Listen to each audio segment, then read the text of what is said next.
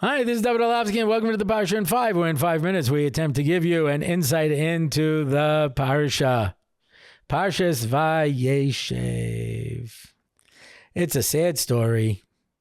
The brothers sell Yosef into slavery. Yeah. And the thing about Yosef is you can't keep a good man down. You know, we spoke last week about Ayin Ra, and Yosef was not affected by the Ayin Hara. That's why he was compared to a fish. Just like fish are not affected by Ayin Ra because people can't see them, so too, Yosef, Alei Ayin, he was protected from the Ayin Ra that he could not be hurt. So they sell him in as a slave. He becomes the head of Potiphar's house.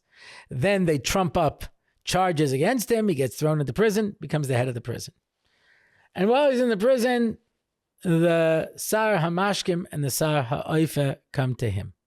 The head, the royal baker and the royal butler, as he's often called. Yeah. And both of them were thrown into prison. Why? The baker left a stone in a pastry, and Paro chipped a tooth, very angry. And when the butler brought him the cup of wine, there was a fly in it. Now, it wasn't his fault, because the fly dropped in just before he went to serve it, and he didn't see it. But it wasn't because of mismanagement. And that's why at the end, the Sar HaMashkim gets saved, and the Sar HaOifim gets put to death. It's more than that, too, because the Sar HaOifim was a Rasha, as the Chazal say. He was the one who was always taunting Potiphar, who would bring this slave along with him to cabinet meetings, you know, and he would make fun of Yosef and attack him. He was a bad guy. Another way you know he was a bad guy is that Rashi says that each one of them had not only their dream, but the interpretation of the other person. So and that's why it says when Yosef interpreted the butler's dream, it says the Sar HaOifim, the baker saw it was good because he knew the interpretation of the other one's dream. Now, I understand where the Sar HaMashkim didn't tell the baker what his dream meant because he didn't want to tell him that he was going to die. How come the Sar HaOifim didn't tell the Sar HaMashkim, don't worry, you're going to be saved.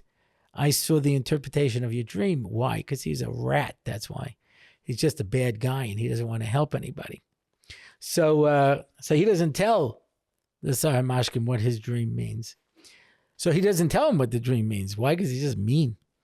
But Yosef tells the butler that he will be saved, and he says, do me a favor, put in a good word for me with Paro, because these are trumped up charges and I don't even belong here. The story ends, and this is how the Parsha ends.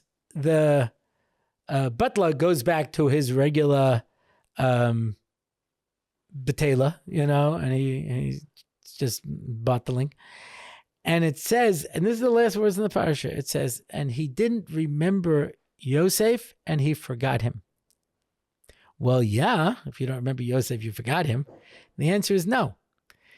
It says, the Chazal say, that he had a seder in forgetting Yosef. Every day he would work to forget Yosef. Henoch Leibowitz, the Rashiv of Chavetz Chaim, asked, why, is it that hard to forget things? Just forget about him. You know, you met some Jewish slave boy in prison, just forget about him. You don't remember him. And the Rosh Hashiva said a very interesting thing. He said, because we always talk about the power of the Yetzer Hara, but we forget that there's also a Yetzer Tov. And the good inclination inside of the Sar HaMashkim kept needling him and said, you know, this kid did you a favor. He asked you to mention him to Paro. Why don't you mention him? And he says, no, I'm not going to. I'm not going to. He just kept repeating it. He worked to silence that good voice inside of himself. We have a generation that considers themselves victims. We have a victim mentality. Nothing's my fault. I can't handle anything. Everyone's taking advantage of me. Remember, you have a Yetzer HaTov. You have a voice inside of you urging you to be good and do good things. Let us embrace the positive voice. Shabbos.